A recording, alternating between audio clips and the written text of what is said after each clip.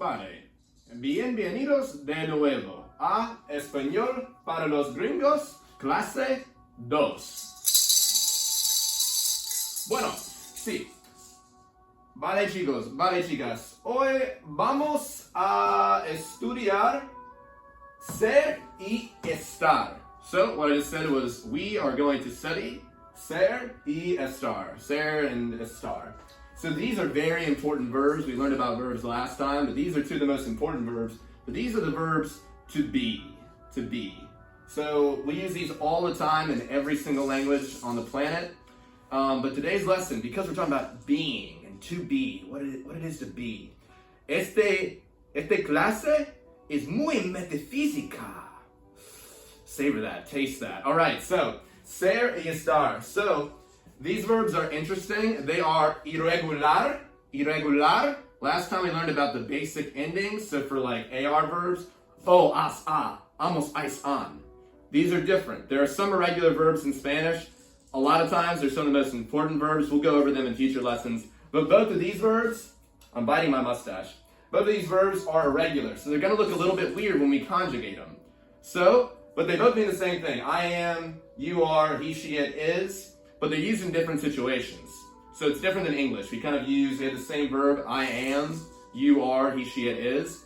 These verbs both mean that, but they're used in different situations. We'll finish up talking about that. But first, let's just go into how we conjugate them. So first, for ser, yo soy, tú eres, él, ella, usted es. Also, this is a great time for me to talk about usted.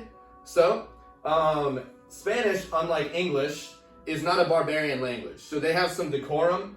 So they have formal pronouns. So if you're talking to someone, un señor, you're talking to a lord, someone in a station above you. You want to respect them, maybe like an elderly person. You want to give them the respect that they're due. You don't use tú. Tú is for friends, por amigos. Pero usted es muy formal, muy formal. And so you create a little distance. So rather than, even if you're talking to somebody person to person, if they're someone that deserves respect, you don't refer to them so casually as to, you. They are usted. And so that's in the singular and the plural. Singular, usted.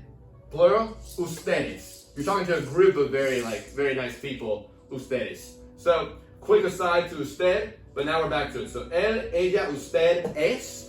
Nosotros somos, we are. Vosotros sois, y'all are. And finally, ellos y ellas son. O ustedes son. And then same thing for estar.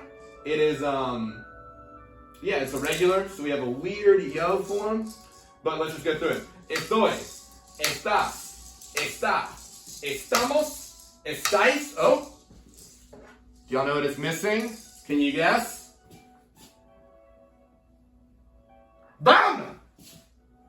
Acento.